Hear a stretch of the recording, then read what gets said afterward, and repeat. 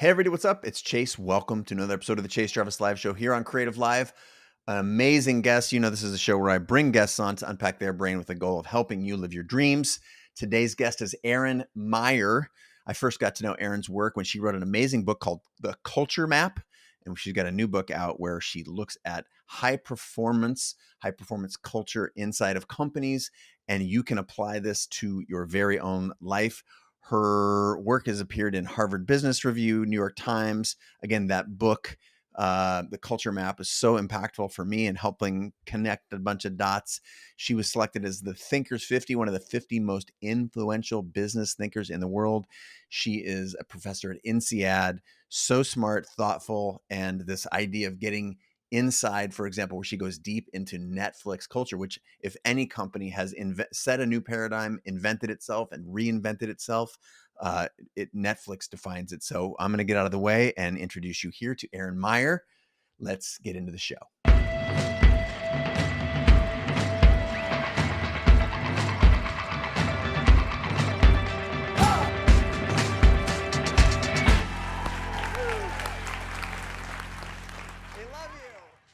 Erin, thank you so much for joining us. Welcome to the show. So nice to be here with you, Chase. Well, I will confess, I have followed your work for some time. I read a book that you authored some time ago about culture, and I had just come out of living in Paris, France, where I think you're broadcasting from right now. I lived in Paris for a number of years, and I was running had historically been an independent creator myself. Creative Live now was expanding. We were taking on investment and a global community. And I was really interested in how to start thinking about working with other cultures. So your book around culture and business was super important to me. And that made me, as soon as your most recent book, which we're here to talk about today, and all the concepts in there around Netflix and work culture, I was on it immediately, and I want to say, A, amazing job, and B, the opening question here is, why in the heck did you choose to write a book about the culture of this amazing company? Yeah, well, so you're right. I'm joining with you from Paris, just as you said, and I'm a professor at INSEAD, which is business school outside of Paris. And my whole life work has been around national cultural differences, which is, I guess how we got to know each other. Right? Yes. But I've always been kind of, let's say, uninterested in corporate cultures. I always found what companies said about their corporate cultures to be kind of boring and not really very truthful. And then I came several years ago across this infamous or famous Netflix culture deck. Which Yeah. some We of all your saw it. some of your readers have seen, right? And it's been downloaded like 20 million times. And when I saw that, I was shocked. So I had two reactions. One was that I really loved the honesty in those slides. Like, here was a company who told the truth, right? But the other reaction I had was just confusion and maybe a little bit feeling a little startled. So as your listeners might remember, one of the slides says, at Netflix, adequate performance gets a generous severance. And I just didn't understand how that could work in a successful company, because at INSEAD, we'd been focused on studying all about psychological safety in the workplace, right? And here was a company that didn't say, look, focus on making your employees feel safe, but if they don't perform, kick them out, right? And then you might remember there were other things in that deck, like our vacation policy at Netflix is take some, right? Mm-hmm. And our expense policy is behave in Netflix's best interest. And I thought that sounded interesting, but I didn't really understand how, like in a real company, those things could actually work. So when I had the opportunity to start working with Reed Hastings, I was very interested to try to figure out what was actually going on in the ground. Well, one of the things that I also took away from the book, and what I have admired about Netflix for a long time and is super relevant to not just Creative Live and the company that I'm building, but specifically to because admittedly, this podcast is partly selfish, right? I'm having you on here to learn from you, but also the people who are listening and watching this concept of invention and reinvention, especially for creators and entrepreneurs, is so critical. So this idea of corporate culture, and whether you're an employer or a solopreneur, I think the idea of what culture and what your values are as a huge and valuable lens through which you look at all your work. And then specifically this idea of reinvention and what Netflix has done at scale, and what solopreneurs, entrepreneurs, creators have to do, on an ongoing basis. Help me understand how those two things are related: culture and values, and the ability to be nimble and continue to reinvent and innovate and stay out in front in your industry. Yeah, so that's the other reason that I was so interested in Netflix is, okay, obviously they're a very innovative company, but there are other very innovative companies. But what was interesting about Netflix is that they are one company that has managed to like totally reinvent themselves in just less than a couple of decades, right? So your listeners remember it wasn't very long ago that Netflix was a DVD by mail company, right? Who You could forget the red remember envelope? The the red red envelope. envelopes, right? So, but imagine what kind of company that is. Like you have these warehouses with thousands and thousands of DVDs, and you're like organizing them and putting them in the post office. And then, of course, the environment shifted, right? And Netflix reinvented themselves as a streaming company, right? Now they're streaming, they were streaming old TV shows like reruns, right? And Friends. old, right, exactly. And old movies, right? And then, of course, the environment shifted and Netflix reinvented themselves, this time as a media company competing with Disney to create your favorite shows, right? And that, of course, that kind of flexibility, like being able to reinvent yourself again and again, is extremely unusual. And what's very interesting is that Reed, who founded that company, believes that that's because of their corporate culture. So that's what I wanted to offer with this book, No Rules Rules, is this kind of like, how can we do that, right? How can we also learn from what this company did to be more flexible and innovative as we grow?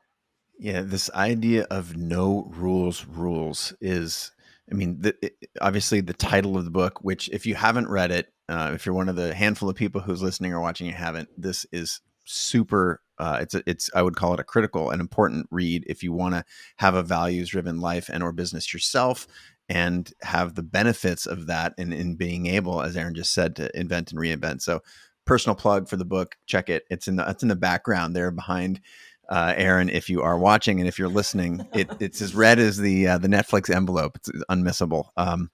So give us a little bit of insight, if you would. Let's go back to the beginning when you started studying them specifically. Presumably it was like an onion, right? You started peeling back, and what I know about the book, you started peeling back the layers, and walk us through, I guess a little bit maybe sequentially, some of the things that you learned in that process, and with the specific goal of helping people understand that and being able to apply it to their lives. Yeah. And before we get started with kind of the step by step, I think I'll Sure. just start by saying what my kind of like overall learning during the process Great. was. Beautiful. So, my biggest learning was that most companies today, and most of what we teach at business schools, are kind of like these hangovers from the industrial era. And what I mean by that is that, of course, during the industrial era, we were obsessed with error prevention, consistency, and replicability, which, of course, we need if we are like manufacturing automobiles, right? Mm-hmm. Yep. But in today's world, there's, of course, a growing number of teams and organizations where our main goal is no longer error prevention, right? Our main goal is now innovation or flexibility. And if we're going to be, those are the opposite, right? Right. So if we're going to be focusing on innovation instead of error prevention, we need an entirely different set of paradigms. And so that's kind of what got me into this. What I learned from the whole thing was you have to think about it all differently, Erin. You have to start over. Well, before you dive into the sort of the some of the step by step, it's important to comment there, because this idea, I've written about it in my book, and there's an idea that as creators, so many, sort of, for example, writers look at the blank page, or founders of startups, they need to put something out there and learn in a lightweight incremental way so that they can drive innovation and test and learn and repeat. And it's like making mistakes is so critical to the creative process. Like there's nothing worse than a blank page. The only thing, if you ask a writer, like, oh, where do you struggle? Oh, I don't like the work that I do. Well, show me your worst work. Then they often have nothing to show. And so this idea of I like to talk about it in terms of not error avoidance, but mistake recovery, be in the business of testing and learning quickly. So whether you're an independent artist and you're looking at the blank page, or haven't built the product that you've dreamed of, or as in the case of Netflix, you're doing this at scale in a company, I think it's a baseline requirement that we understand how important and novel that is. Also, away from the factory, right? If we want to have a creative, innovative culture, then we need to learn in a creative and innovative environment. We need to be able to apply that without sort of fear of retribution and all of those things that historically have been a part of no mistake culture. So that being said, I think it was really important and smart of you to say that up front, that was this key sort of takeaway. But now we'll go back to the beginning, like start to peel the onion for us. Yeah, so I think I'll start by telling you a story that Reed told me the first time I interviewed him. So I conducted 200 interviews at Netflix before Reed and I wrote this book together. And the first time I interviewed him, he talked with me about his first company, which was his organization called Pure Software. And when he opened PureSoft, it was just a small group of entrepreneurs, right, who were operating fast and loose. So they had no rules or process. They were just doing the best they could for the good of the company. But then that organization grew to hundreds of people and finally thousands of people. And as it grew, some people took advantage of the freedom that was allotted to them, right? So, like, there was this guy who used to fly every week from San Francisco to LA. And because there was no travel policy, he started flying first class, right? Why not?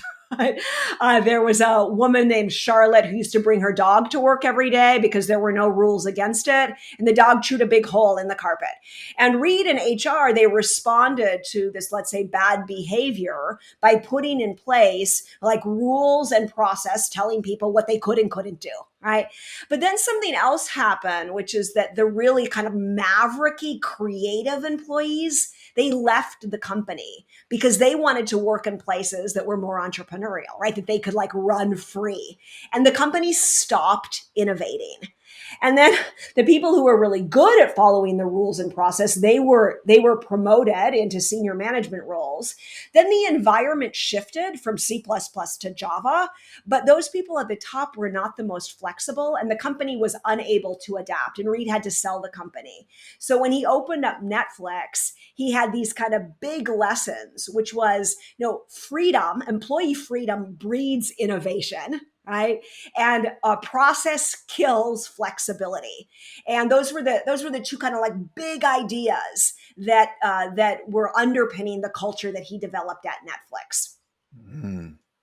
So keep going. This is Okay. okay. Yeah, no, and honestly, this is like, it's so easy that the folks that are sitting home watching and listening right now, this idea of just, there needs to be enough guidance to get everyone going in the right direction, but rigid processes often undermine the end goal. Like, just hold that in mind as Erin keeps going down this path of what you learned. Yeah, and let me also say, when I talk about rules and process, I'm not just talking about like travel policies or what you can and can't do, but also things like KPIs or management by objective. I mean, those are all things that we do in order to control our employees, things that they don't do at Netflix, right? So Reed thought, okay, as with Netflix, he would try to create a really like free environment, but he also recognized that as the company grew, it was likely to descend into chaos if he didn't put in place process. So then he thought, well, at most companies, the really good employees, they don't need rules, right? The rules are there to deal with the ones who are kind of mediocre. So what if I tried to create an organization that was made up like entirely of top performers? Then I could have a company that had a lot more freedom, but I might still have some of those people who try to take advantage of the freedom. So, what if I tried then to create a corporate culture of feedback where we were all giving one another a lot of feedback? And then, if, someone might say, hey, Jim, it's not okay to fly first class. That's not good for the company, right? And we would become accountable to one another, right? So, if I had these two things, what they call talent density at Netflix, which means less employees, more talent, right? Uh, Mm. Candor, then we could have lots of freedom, very little rules and process, even as the company grew. So that's kind of like the foundation of, let's say, the Netflix experiment, which I think a lot of companies can really learn from today. Wow. Talent density. Do you believe that that this environment? I know you saw this, or Reed saw it in his first company, but clearly you've looked at a bunch of other companies in your time at INSEAD. And for those of you who don't know, INSEAD is a renowned international university. As Erin said, is it up in Fontainebleau? That's right. Is that, Yeah, yeah? that's right. You got it. Uh, I lived in Paris for a few years. Désolé, je ne parle pas bien français. I lived just north of on Rue de Baron, just north of Place des Vosges there. Wonderful. But INSEAD is a renowned university, and presumably you've studied all kinds of other of other companies and cultures. Is this idea that freedom plus talent is that the alchemy that provides innovation, or are there other ingredients besides those two? Well, I actually hadn't come across this Netflix experiment before, but I do think it's probably the one that will change. I mean, that idea, I think lots of companies are going to start moving towards it. But I would say, I mean, this idea of having like all, let's say, A players, I mean, Mm. that makes people very suspicious, right? But there's actually a lot of research that shows that performance is contagious, right? So there was this great piece of research that was conducted by one of my colleagues at another business school. This guy William Phelps, and he invited 4 MBA students into his lab at a time.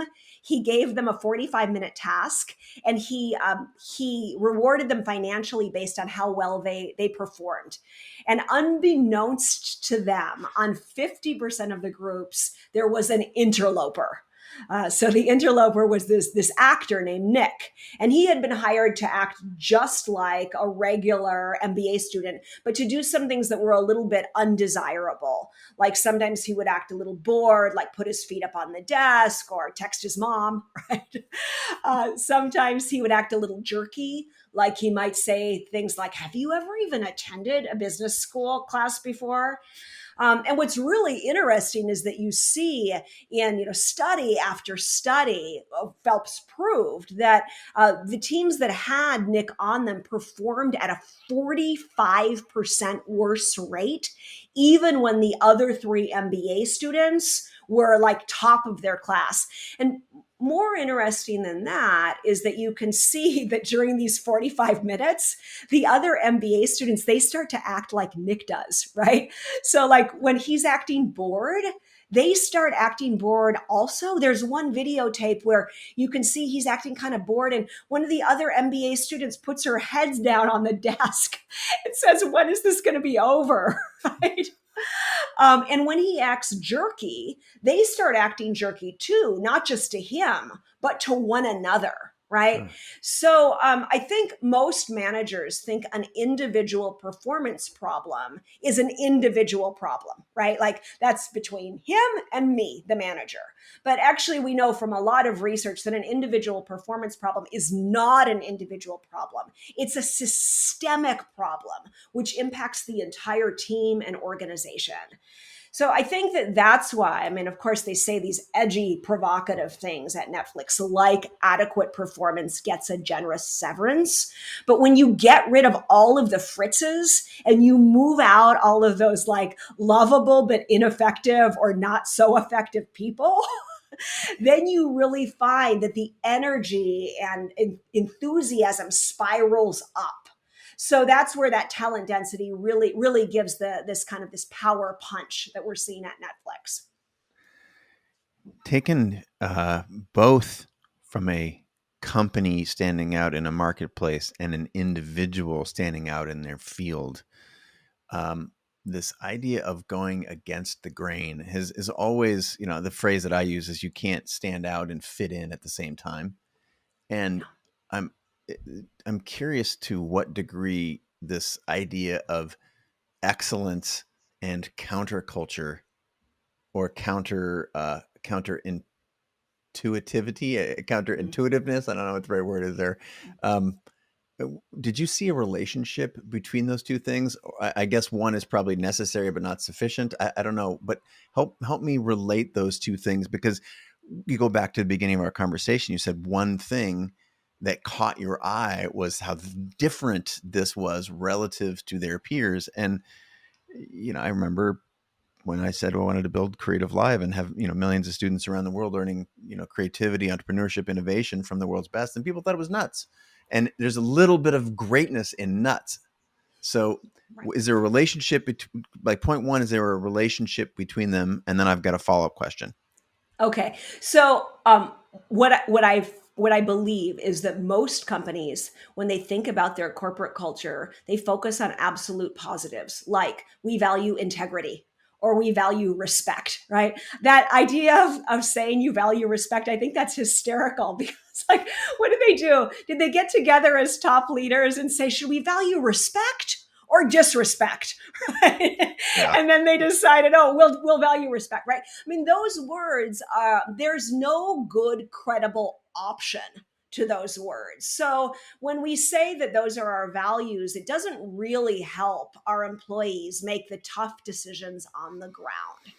But when you look at the dilemmas, at the tensions that our employees are facing every day, like, I've got this guy on my team and he works really hard and people really like him, but he's not an amazing performer and I want to have a top performing team. Should I fire him or not? Right? That's a real dilemma.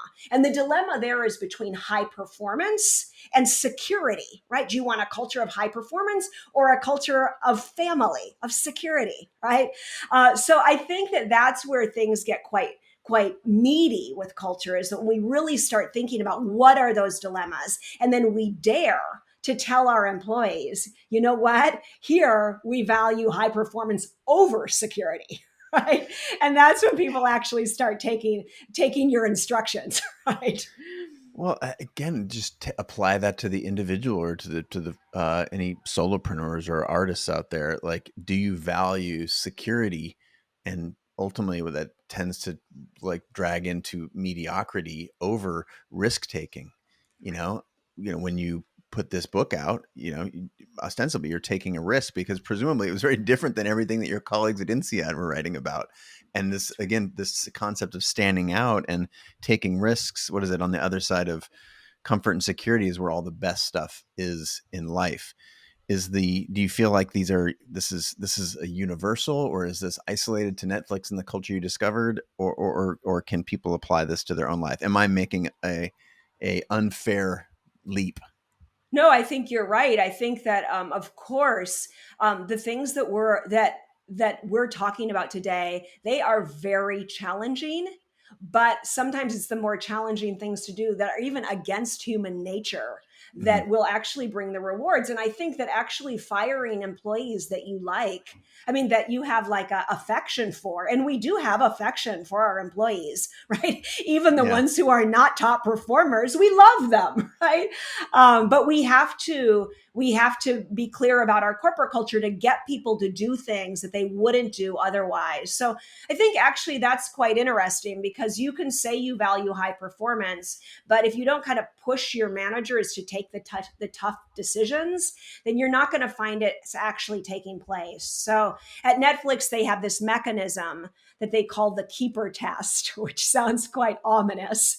But I actually believe that it's irresponsible for a manager not to do this. So the keeper test is basically that every 6 to 12 months, that you as a manager or a leader in your organization, you just sit down by yourself. It's great for COVID. You sit down and you ask yourself the question, if Patty came to me or Jonathan came to me today and he told me that he was leaving the organization, how would I feel?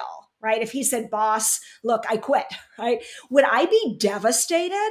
Would I say, "Oh no, Jonathan, don't leave," right? Would I do everything I could to keep him in the organization? If so, then I know he's the right person for that job.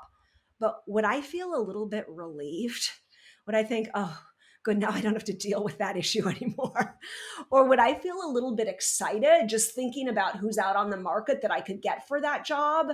And if so, then that is a clear signal that either you have to give feedback if you haven't given it yet. And if you have given the feedback and Jonathan hasn't been able to perform at the level you would fight for, then you need to move him on. So, however you feel about the adequate performance gets a generous severance, I think that's something we should all be doing, thinking about it at least. Ugh.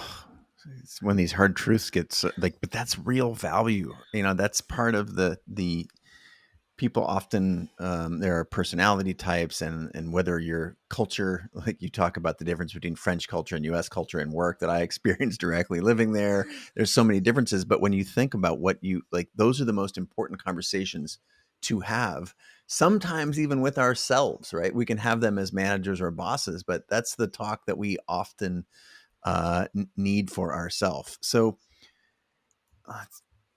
there's a couple of ways I want to take this now. I'll throw a dart and pick the one that I'm most interested in. And there's another line which in the book, which is I think says a lot, which is hard work is irrelevant. And that is obviously another one of those zingers that we find in helping this concept to be, as you mentioned, the deck was downloaded 20 something million times because that's not how corporates talk. And certainly there's what I call hustle porn all over the internet about how hard we have to work as entrepreneurs to be at the best that we, and all that is true. But tell us what you mean by that and what Netflix means in a culture that values excellence. Yeah, well, that's just exactly the keeper test point, which is that you might feel like you shouldn't fire someone because she's working so hard.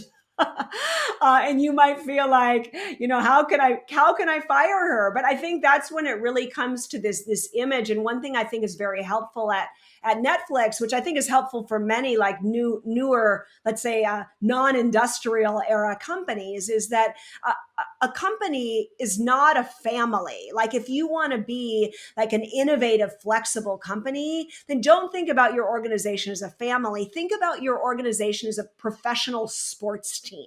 Right. And if you're running, I don't know, like a professional football team, right?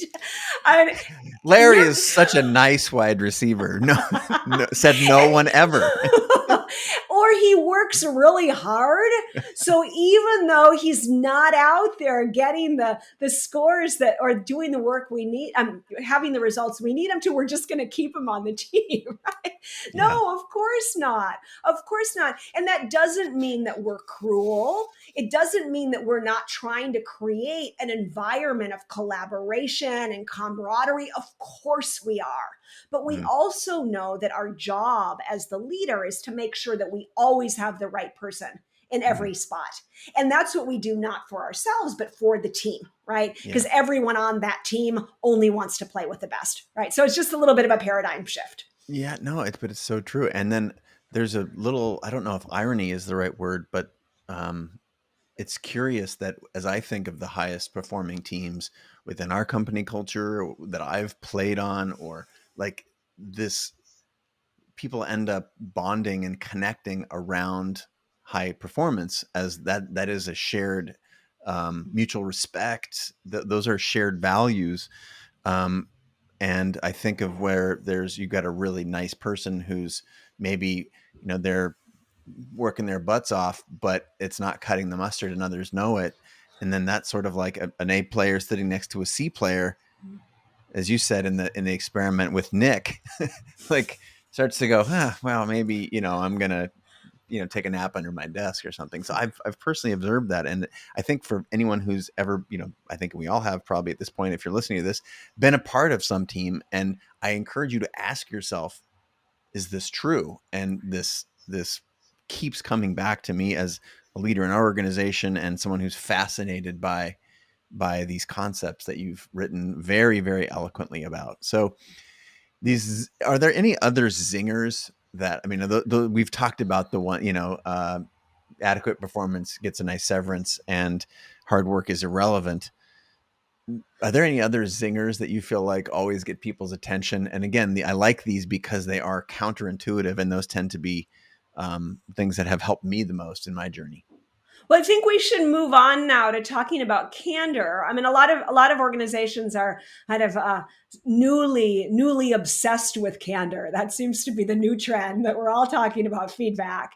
And at Netflix, I would say it's really their superpower. Right. So we Okay. could talk more about that, but oh my gosh, when you are there, like you think you know candor. Okay. But at Netflix, they really use feedback. Really use feedback as their as their strength. And they say things like, if you have feedback that could help somebody in the organization and you don't give it, then you are being disloyal to the organization. And they also say, don't say about somebody something that you wouldn't say to their face, which is actually quite radical, right? Because at most companies, we spend a lot of time talking about people behind their backs, right? So at Netflix, they're doing some, I think, very concrete and interesting things in order to get this feedback, this culture of feedback, this culture of candor out there. The first one is not very provocative, but very useful, which is that they frequently put candor on the agenda, right? So I might come into the office, it's 10 a.m., I open up my calendar, and it says, 10:30, feedback with Jane, right? So I know when Jane put that on my calendar, she's coming to give me some feedback and to ask her for some feedback, right? So that's just very common. But then they also do other things at Netflix that I thought were quite shocking. So one of them is something that they call these 360 dinners. So for a live 360 dinner, you get together over several hours, like over a meal, right? And I'm up first. So if I'm up first, we go around the table and everybody at the table tells me what they feel I could do in order to improve my performance, right? And then we move on to the next person. When I first heard about that, I thought, what's the point? Right? Like, why do you need to drag my weaknesses across the entire team? Can't you tell me that in private? But I came to see it was such an interesting mechanism, because actually, if one person gives you feedback, you never really know, is it about him or about me? Right. But Yeah. when you're going around a group like that, you see, oh, well, this person thinks I speak too loud, but then the next person disagrees with her. Whereas there's something else that everyone thinks that I should be doing. And I often heard, I had one quote from an employee that I loved where he said, when you go to these 360 dinners, you feel uncomfortable. You feel nervous about what's going to happen. But when you get started, you see it's going to be okay because everyone's trying to help you out. And it's actually the greatest developmental moment of your life. So I started doing those with my own team at INSEAD. And I can tell you now I think they're great. So I think everyone should consider the live 360 dinner. Wow. Can you go one level deeper there and say, how do you start something like that? Okay, you like, okay, the appetizer, the endive salad has been served, and Jane, I need to say something to you. I mean, what would it? I mean, get me into it. I need one level more detail here. Yeah, so I mean, they have a whole lot of instructions about how you may or may not do these. They're not rules, right? But they always say at Netflix that when you give feedback, the 4 A's. So number one, your feedback should aim to assist. So I can't just give you feedback to like get frustration off my chest, right? My goal has to be to help you, right? It needs to be actionable. So you have to see exactly what you could do with my feedback. Then when you get the feedback, you need to show appreciation, right? To say thank you. That's the third A, right? And then the fourth A is that you don't have to follow it. So you can either accept or deny. right? Not deny it publicly, but either you can Yeah. accept or decline, right? Yeah. So that, that kind of method is followed throughout. But I do think, I mean, we were talking about dilemmas earlier, right? Hmm. And a lot of companies are saying to me these days, oh yeah, well, we're really trying to get our employees to be more candid, to give more feedback and get all of that kind of productivity boost that comes from it, but we can't get people to do it, right? And that's because we've got a big dilemma when it comes to candor. And the dilemma is between candor and comfort, right?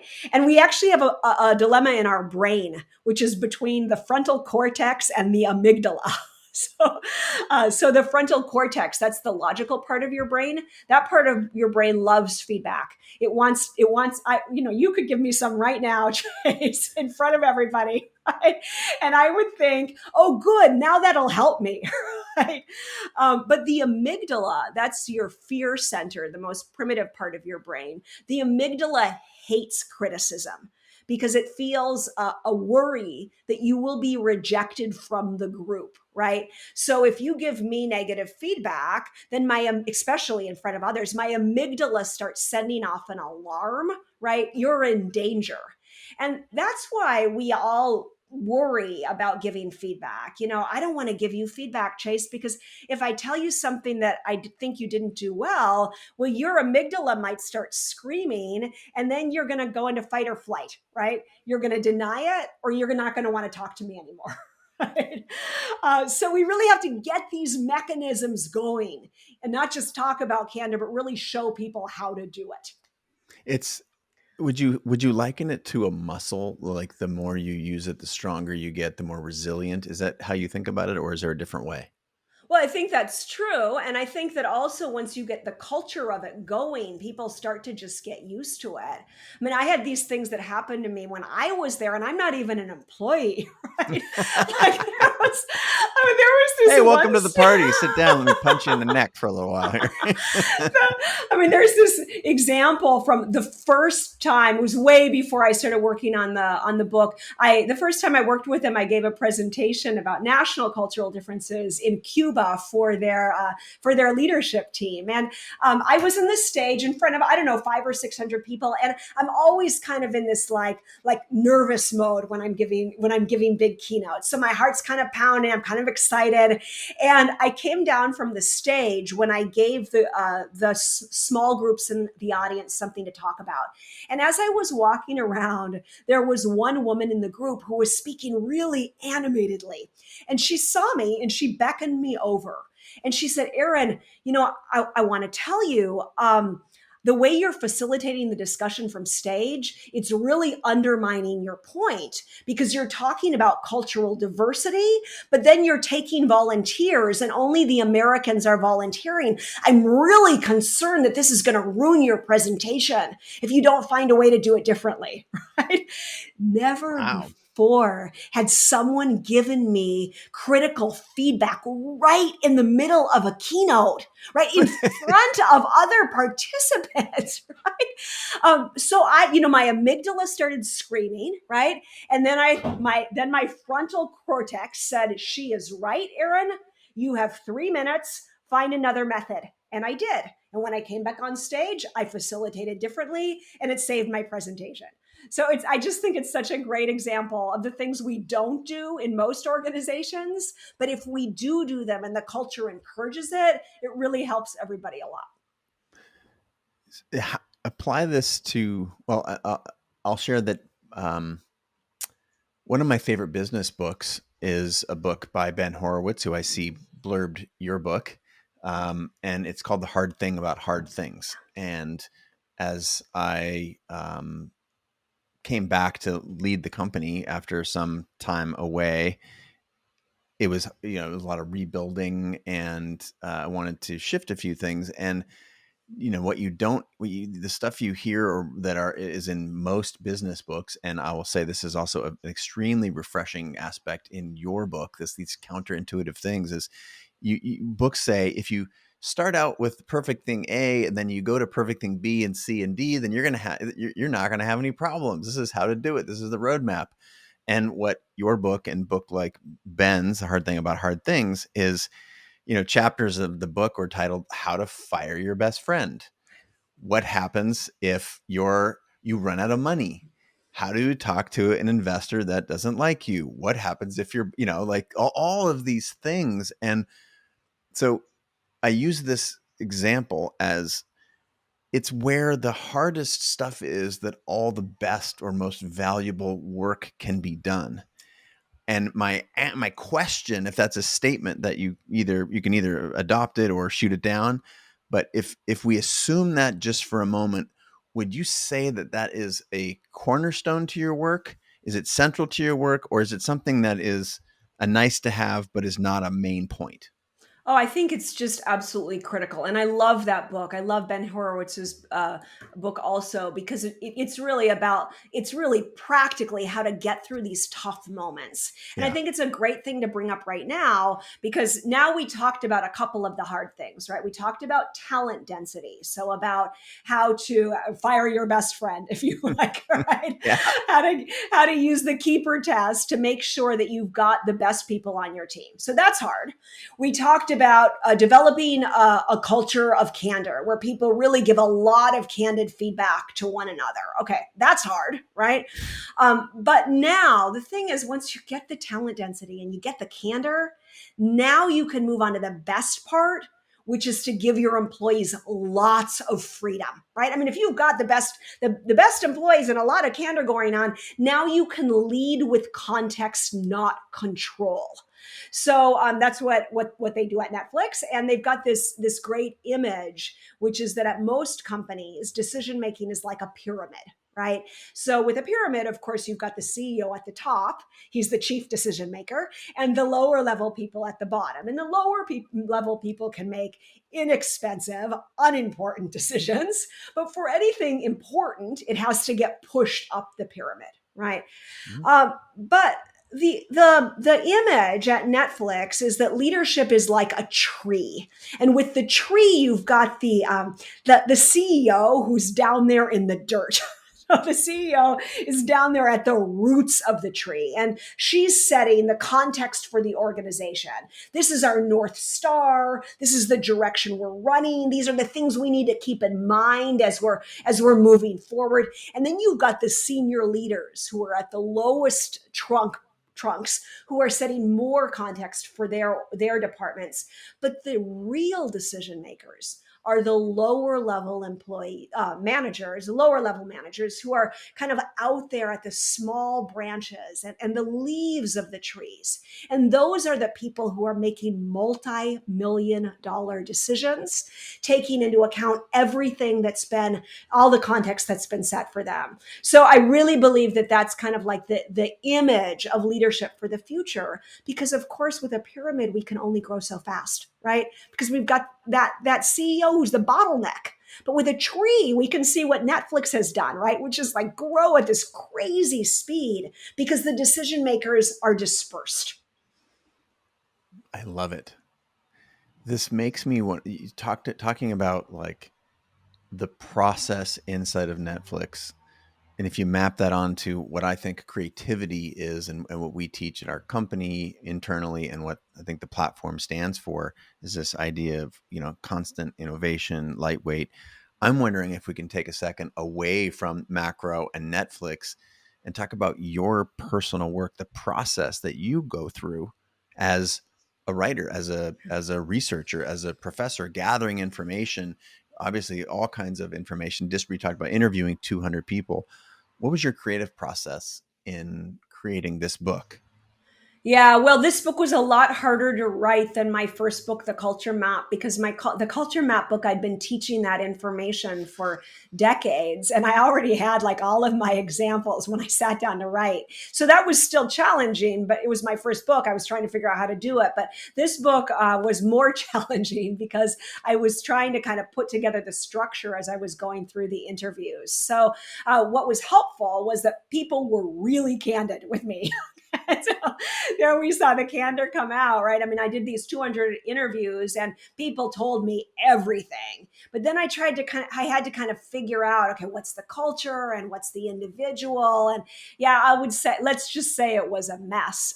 I mean, it took 3 years. It took 3 years of kind of trying to figure it out, how to put it all together in a package. I can't give you any advice. Oh my gosh. Luckily it worked out in the end. Are you a daily writer? Was this fits and starts? Was it on the weekend? Was it continuous for that 3 years after you had done a lot of the research? Give us one level deeper. I can't write when I have other things on my mind. So I would need to block off weeks. And what I would try to do was block off 2 weeks where I only write in the mornings because in the afternoon my brain isn't good enough. So in the mornings I would, I send my kids off to school. They leave at 8:30. I would write from 8:30 till 12:30. And then in the afternoon I would try to kind of go back and do research or read what I'd written. And then I do it again the next day, right? And I do that for 2 weeks, and then I get kind of something messy, and then I come back and do it again later on. Well, let's apply your creative process then, because you are your own boss. This freedom, this idea of talent density, Mm. of candor, and then the freedom to do things that are in service of the things that you want and need to do. It's, again, I keep drawing these parallels between the organization, and there are lots of folks who listen to this show or watch this show that are leaders in other organizations or in they're a smaller version in their own organizations. But there's also a lot of solopreneurs, and this idea, it's almost like, um, what is it that you value? And if you can say you value these things, candor can be, what are you saying to yourself? Like, what are the most important words in the world we say are the ones to ourselves? Like, are you honest with yourself? And I think that's a critical deal. And then how you apply that. This is what, in your writing or the application of this in the form of freedom to make decisions that support the trunk of the tree. It's critical to me. What I think is you talk about in the book, but we haven't talked about here is truth, honesty. And these are honest feedback is a thing, but how in a world where two people could see things differently, or where you have the devil on one shoulder and the angel on the other, how do we reconcile? You mentioned the idea of being able to accept or reject the feedback, but how do we reconcile the concept of, objective truth when so much of what we're talking about is subjective? Talk to me about sort of truth within this system. Yeah, well, let me just go back to then something that I said at the beginning, which is that when I first saw that slide, adequate performance gets a generous severance, I couldn't figure out how that gelled with the idea of psychological safety in an organization. And what I've come to believe now is that it's important in a company that people feel safe to voice their opinions and their insights, and they have to know that they can be candid, right? And that candor is going to help move their career forward, not like block their career. But I don't think that psychological safety means that everyone has to feel comfy in their job. Yeah.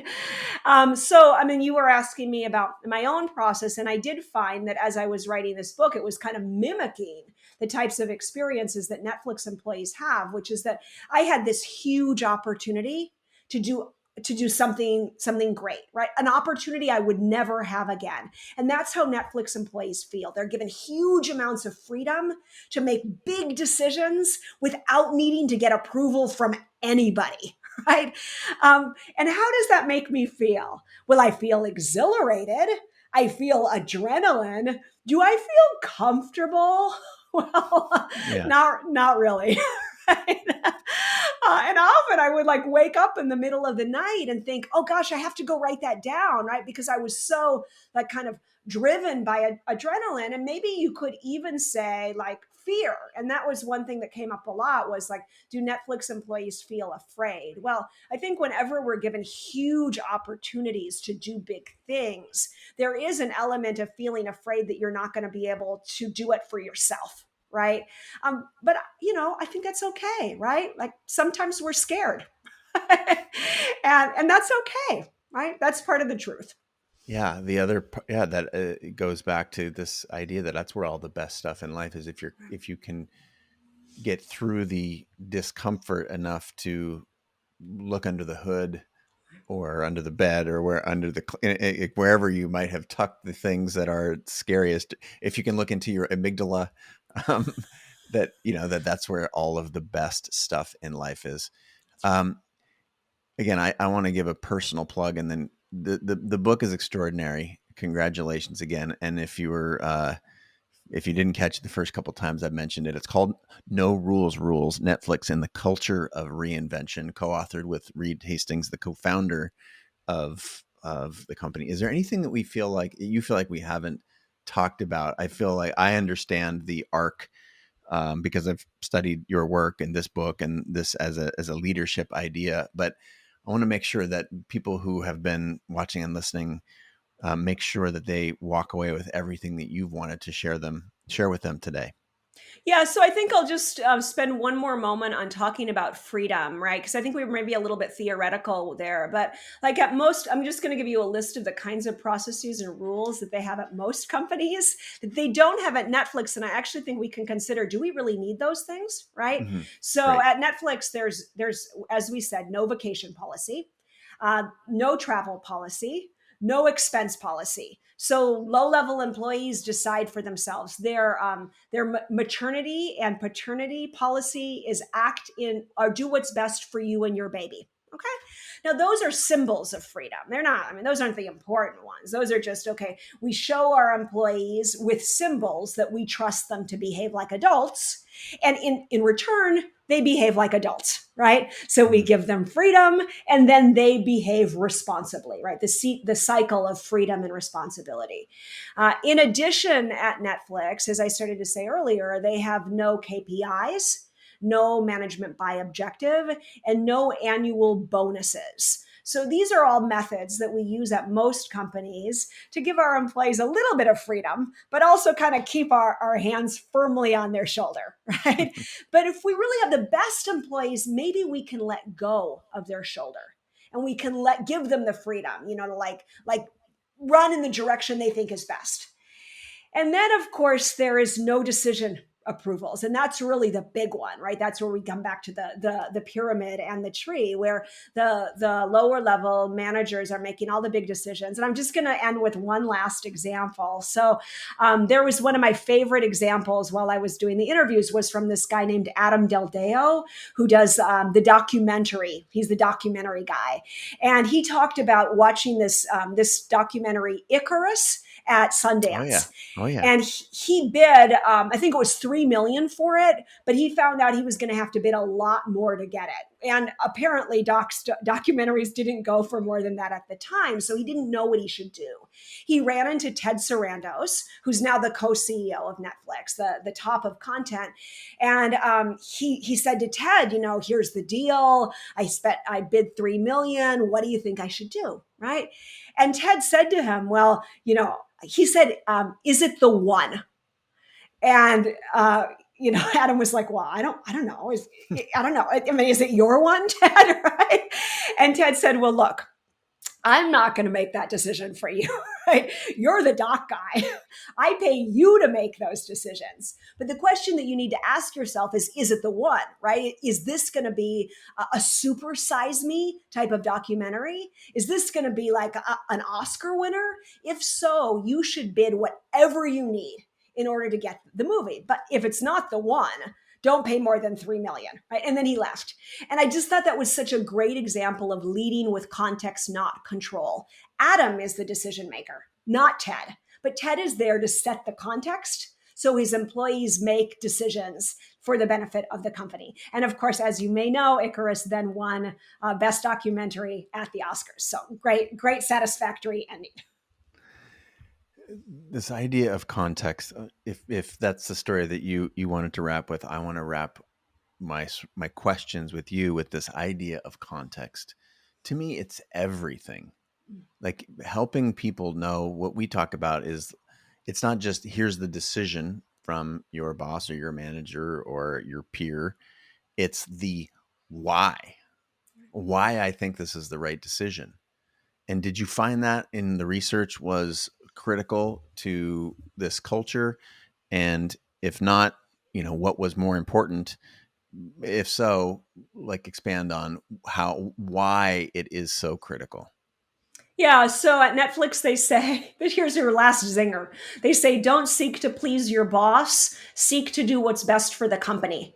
And that means that even if your boss is totally against an idea, if you've really thought it through and you've done your homework, you've farmed for dissent and you socialized the idea, then you make the decision, even if your boss and your boss's boss doesn't think it's a good idea. And I think that's where we can really see the power of ideas throughout the organization, leading to this kind of immense and speed of innovation at an organization like Netflix, but also maybe in your listeners' organizations. So so we'll end with that. And I wish everybody the best on thinking about context and not control in the future. Amazing. Thank you so much for being on the show, sharing your experiences. I hope you all are safe over there in Paris, and really appreciate you being on the show. At last, is there any coordinates where you'd steer people? We've mentioned the book a few times, but where would you send people to know a little bit more about you and your work? Yep. So please join me on LinkedIn or go to my website at erinmeyer.com. And I look forward to hopefully seeing your listeners face to face next time. Amazing. Thanks so much for being on the show. Signing off from here in Seattle, rainy Seattle, and after dark Paris. We bid you adieu until next time. Thanks so much again, Erin, for being on the show, and we bid everyone a good day. Thanks, Chase.